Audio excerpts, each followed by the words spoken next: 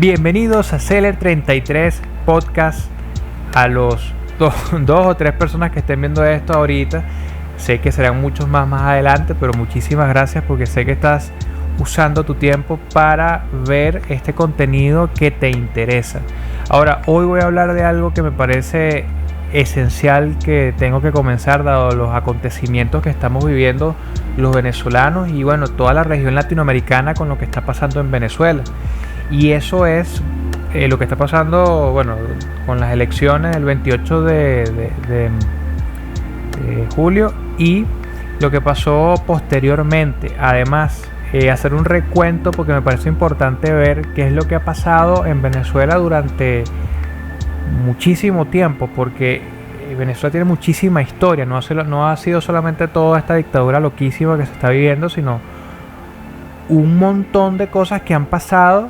Obviamente voy a resumir lo más que pueda porque no voy a hablar de todo detalladamente, pero sí quiero que los que no sepan pues van a saber y los que ya saben pues también vamos a resumirlo acá.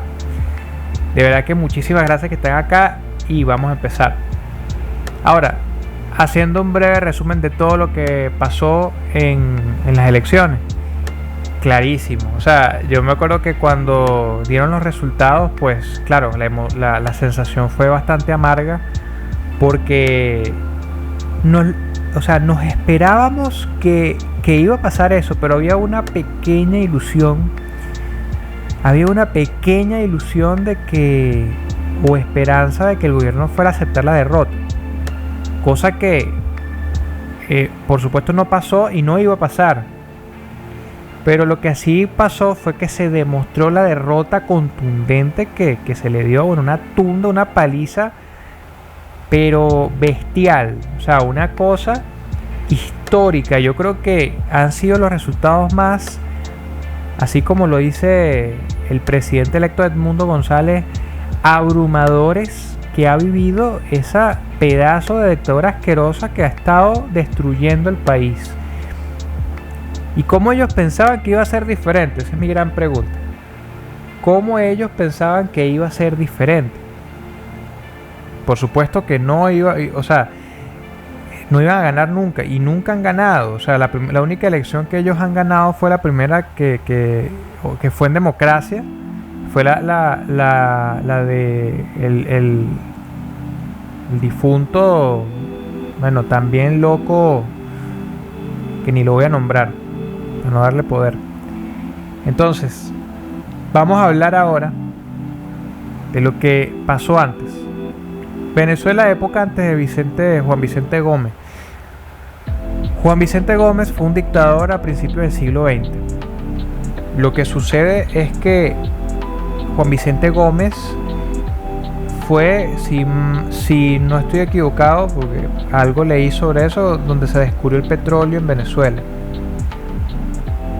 Pero antes de Juan Vicente Gómez hubo como una especie de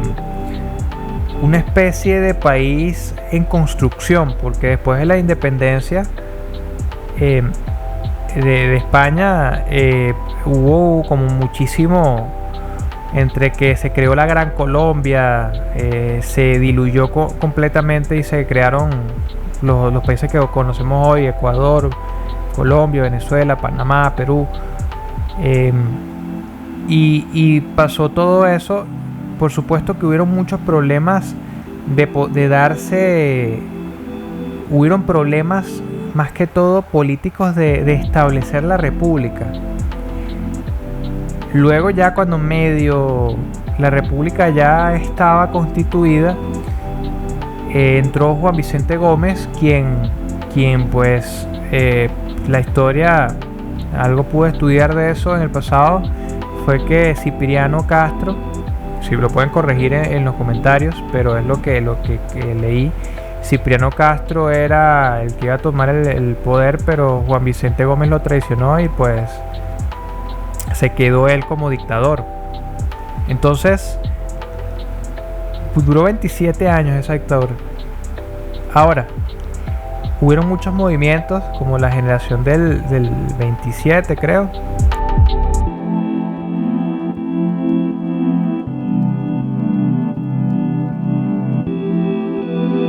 Y en este periodo como que, ok, eran situaciones políticas, eran persecución con la disidencia, pero como cualquier dictadura.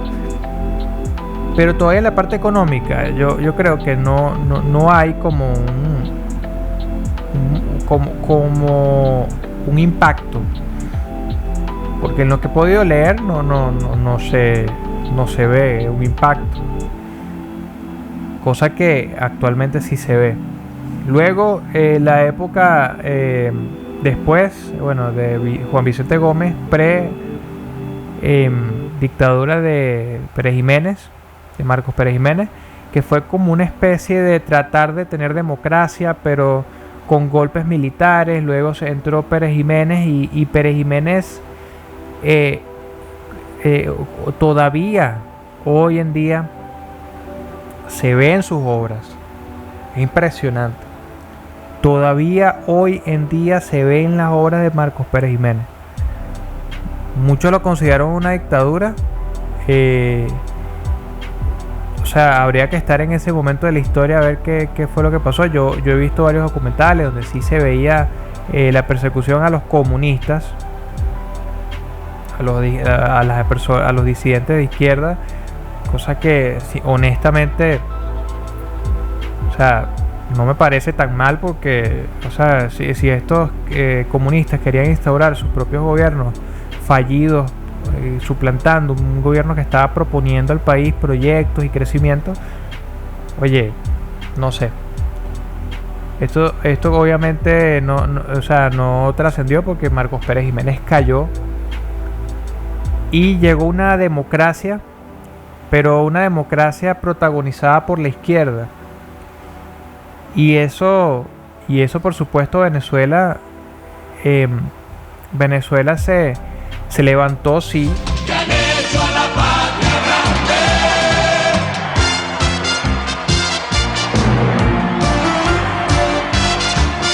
Entre los toques de queda y los políticos de siempre, entre lo peligroso y lo viejo, mi país merece algo mejor. Venezuela estuvo un periodo de estabilidad bastante fuerte. Sin embargo, no hubo un crecimiento exponencial y hubo, por supuesto, como cualquier país, casi todos los países del mundo, una corrupción tremenda. Pero la gente podía vivir. Eso es importante destacarlo. La gente podía vivir. Además, la gente podía expresarse. No había esa persecución asquerosa y esa persecución tan fatal y tan, bueno, terrorífica que podemos ver hoy día. Ahora, hubo algo muy importante que pasó, que fue que dejaron que creciera la pobreza. Lo mismo que decía Pérez Jiménez, que rancho que veía, rancho que tumbaba. ¿Por qué? Porque donde hay ranchos, donde se crean barrios, por supuesto se crea pobreza, y en la pobreza se crea la delincuencia, la prostitución y todo lo que te puedas imaginar. Entonces, esa ideología de Pérez Jiménez, por supuesto, se quitó y se permitió muchísima pobreza a través de los barrios, que eso lo que creó fue votos para la izquierda. Entonces, ellos estaban muy contentos porque, por supuesto, le dan las migajas al pueblo. Entonces, pero pasó algo, que por supuesto, cuando el Estado está presente en todas las actividades, se crea un gran problema, porque el Estado no debe estar presente en toda nuestra vida. El Estado es un árbitro y es un servidor público de los ciudadanos. Entonces llega la figura de el innombrable Hugo Chávez, que aquí sí lo tengo que nombrar, y ese carajo hizo algo terrible, que fue un golpe de Estado, cosa que no entiendo por qué votaron por una persona como él, la gente que votó por él en el 98. Pero en este punto, en el 92 fue eso, porque ese golpe vino después del Caracazo, que fue en el 89, por el Viernes Negro, creo que Hubo muchos problemas económicos, entre comillas, porque si comparamos eso con lo que estamos viendo hoy, por supuesto que es del cielo a la tierra. Pero el golpe del 92, y hubieron dos golpes de intentos de golpe, por supuesto protagonizados por estos delincuentes que están hoy ahí montados en el poder, y confundieron al pueblo. En el 98 pasa lo que ya sabemos, terriblemente gana ese criminal que pues acabó con nuestro país, y se produce la instalación del comunismo, socialismo, como lo quieras ver, en Venezuela. Pero más allá de eso, se conformó una banda de criminales en el poder también. Ahora, Venezuela ya tiene fecha de libertad, porque todo esto que está pasando es simplemente la transición, ya la estamos viviendo. Mucha gente dice, no, que esto se está enfriando, o no, esto es una guerra fría que hay ahorita diplomática. Entonces aquí voy a otro punto esencial. ¿Por qué tanto papelito? ¿Por qué tanta firma? ¿Por qué tanta espera con un grupo de criminales que están montados en el poder haciendo desastre? ¿Por qué tanta espera? Ahí es donde yo digo de que la maldad en el mundo es difícil de detener, porque la bondad no se impone, porque la gente buena por supuesto tiene ética. La gente buena por supuesto no es agresiva, no es violenta como estos personajes. Entonces claro, por supuesto que se hace el intento de hacerlo por la vía pacífica para evitar el menor costo de violencia posible y el mejor costo de vidas y tortura. Pero es inevitable que esto se saca por la fuerza. Están haciendo algo así como un agotamiento de opciones para poder llegar a esa vía. Eso es muy importante entenderlo. Pero ya Venezuela tiene fecha de libertad. Ya tenemos que tener la certeza. No dejes que se metan en tu mente. Y ahora voy al tema central, que es la consecuencia de toda esta locura que ha pasado en nuestro país. Y es que ha generado una migración, un éxodo jamás antes visto en Latinoamérica, y comparado con éxodos grandes en el mundo. Todos sabemos, tú que me estás viendo, si estás en Venezuela has pensado en irte, y si estás fuera, no te fuiste por una necesidad, pero no porque querías hacerlo realmente. Y eso es por lo mismo, porque es una migración forzada. Entonces, esta situación creó a gente muy fuerte. Muy fuerte. Y se los voy a decir con mi caso. Yo vivía en una situación en Venezuela, entre comillas, cómoda, porque por supuesto estaba en mi casa, con mi familia, estudiaba periodismo, una carrera que, o sea, imagínate tú, estudiar periodismo en un país donde no hay libertad de expresión. Pero bueno, yo quería dedicarme al cine, quiero dedicarme al cine, pero por supuesto tuve que desviarme un poco, y actualmente yo soy vendedor en mi emprendimiento. Pero me ha hecho fuerte. Nos ha hecho fuerte esta situación, porque hemos aprendido en la adversidad. Y la adversidad es yo creo que el mayor maestro de la existencia de la humanidad es la adversidad. Y cuando salgamos de esto, que vamos a salir, tenga la certeza. Mira, imagínate tú, si la gente en este desastre ha podido emprender sus proyectos, ha podido crear cierta normalidad tratando de ignorar la locura y el abuso que se vive. Imagínate tú con un país libre y con oportunidades, con acceso a crédito, con todas las de ganar, pero con esa misma fuerza. Mira, no lo detiene nadie, y yo estoy seguro que tú que me estás viendo has crecido muchísimo en este proceso. Y si eres de otro país, has visto a los venezolanos trabajando duro y fuerte por ganarse la vida. Entonces, mi mensaje de hoy es: hemos vivido un montón de situaciones en nuestro país porque es un país rico. Tenemos que administrar nuestra riqueza. Cuando ganemos la libertad, que ya lo que tenemos que es esperar a que llegue, porque ya la tenemos así, ya la tenemos agarrada. Hay que aferrarse a la libertad. Pero cuando la tengamos, hay que invertir el dinero de nuestras riquezas en el país, en la infraestructura, en el turismo, en la educación. Y estoy seguro que vamos a crecer. Porque ya de por sí en nuestros corazones y en nuestra mente tenemos una convicción, y es que somos personas altamente inteligentes, trabajadoras, y además queremos siempre más. Somos ambiciosos positivamente. Este podcast lo hago para que la gente pueda crecer, para que la gente pueda ser grandiosa.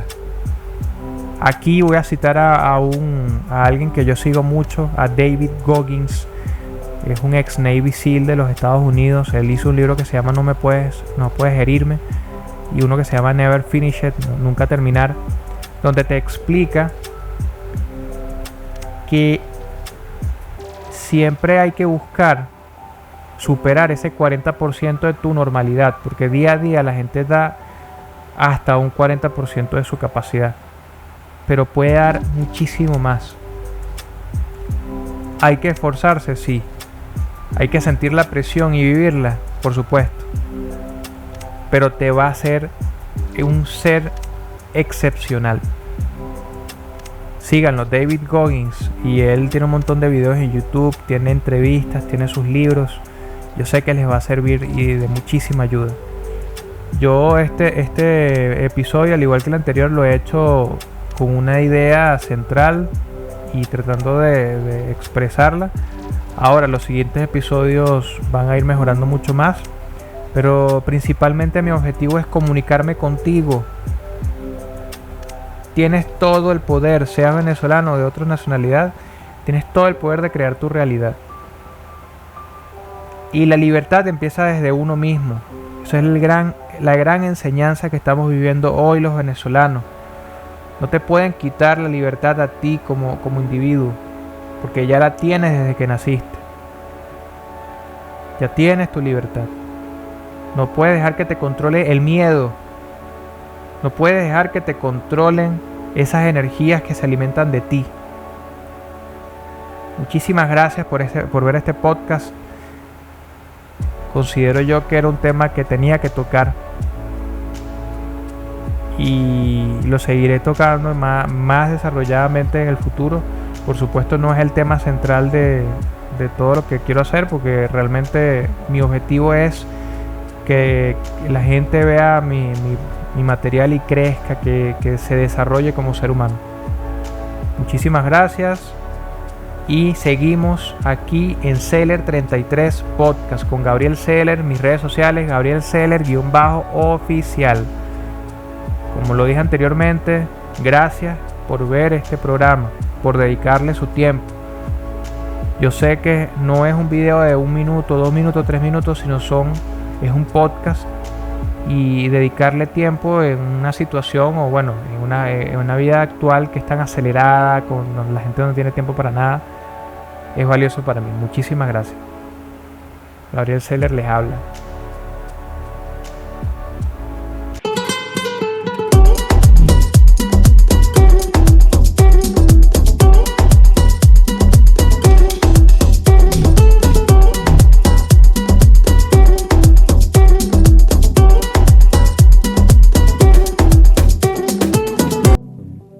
cuento un amigo mío que iba en un taxi y el taxista él decía, no, aparentemente le daba como pavor que yo fuera presidente, en el supuesto caso de que eso me lanzara como candidato, que supuesto caso. Pero lo gracioso, lo relato por esto, porque dice, lo gracioso es que ese chofer, que por supuesto no refleja el sentir de la mayoría de los venezolanos, decía, no, a mí no me gusta Reni, pues ese hombre sería un tirano haciéndolo trabajar a uno. Sería un tirano haciéndolo trabajar a uno. De modo pues que a mí me hizo mucha gracia, porque indudablemente el tipo lo que es un flojo, ¿no? Le da pavor que lo hagan trabajar. Y cuando la realidad es que necesitamos que el país trabaje, obviamente. Necesitamos la gente que le guste trabajar y que contribuya al progreso del país a través de su trabajo. Yo digo a las personas que viven marginadas, que viven en los cerros, que la única manera que tienen ellos de salir de esos cerros es a través de ellos mismos. El candidato que vaya a un cerro a ofrecer villas y castillas, ese hombre no está en realidad. Para empezar, está hasta mintiendo, porque está ofreciendo cosas que no va a poder dar. Mejorarlos. ¿Cómo mejora uno la vida de alguien en un cerro? Que tiene que caminar aquella cantidad de escalinatas y subir y subir y subir, y tiene problemas de cloacas, de agua, sus hijos están viviendo mal, los niños están creciendo en polvo, en tierra, es decir, en una situación subhumana que no debe ser, que no debe existir. ¿Cómo va a decirle que va a mejorar su vida allí? Eso no tiene sentido. La única promesa formal que se le va a hacer a esta gente es decirle, miren señores, vamos a estar claros, yo por ustedes directamente no puedo hacer nada. Vamos a estar claros en eso. La única persona que puede hacer algo por ustedes son ustedes mismos. ¿Cómo? Mejorándose. Entonces, ¿qué es lo que debe ofrecer un candidato? Lo que sí prometo darles es la oportunidad, los medios para que ustedes se mejoren. Porque en la medida en que ustedes se mejoren, ustedes saldrán de aquí. Y por supuesto construir ciudades satélites con sus sistemas de transporte ya previstos, todos simultáneos, para que vivan en otro sitio, pero mejorando sus conocimientos. La única manera, o sea que la auténtica solución al problema de los ranchos en los cerros está en que esa gente se mejore y darle todas las facilidades y estímulos para que ellos se mejoren. Y cuando digo todas las facilidades y estímulos es por las buenas, dándoles todo, y compulsivamente a los que no quieran por flojos.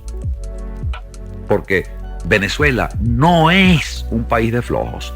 Venezuela es un país trabajador. Miren, cualquier país que a las 6 de la mañana esté en pie trabajando es respetable. Y el venezolano es tempranero y se levanta temprano y se faja temprano a trabajar. No, señor, aquí ese chofer que dijo que no, que yo sería un tirano, dígame eso, porque los haría trabajar. No, esa es la excepción. Aquí la gente es trabajadora y se levanta a las 5 de la mañana, muchas veces, para estar en su trabajo a tiempo. De modo que estamos en un país de gente trabajadora en su gran mayoría. Por eso es importante el INSS.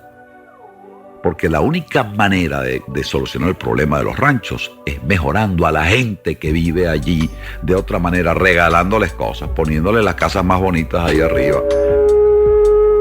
Ajá. Haz algo. ¿Qué fue eso, chico? Un grabador. Ah, muy lindo que te quedó. Un grabador que tienes ahí hizo retroalimentación. Bueno, como iba diciendo, la única manera de mejorar el problema, de eliminar el problema de los ranchos, es que la gente que está en los ranchos no esté más en los ranchos, en los cerros. ¿Y cómo? ¿Y por qué están ahí? Tantas razones. Primero, atraídas por los polos sociopolítico-económicos, como son las grandes ciudades. Luego hay que mejorar sus condiciones en el campo para que no se vengan.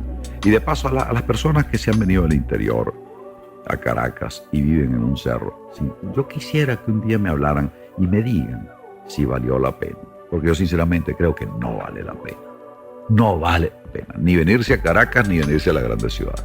Están cambiando un aire puro, están cambiando costumbres más sanas, están cambiando seguridad personal por aire impuro, inseguridad personal, hacinamiento, mala vida para sus hijos. Sinceramente, no vale la pena que se hayan venido a Caracas.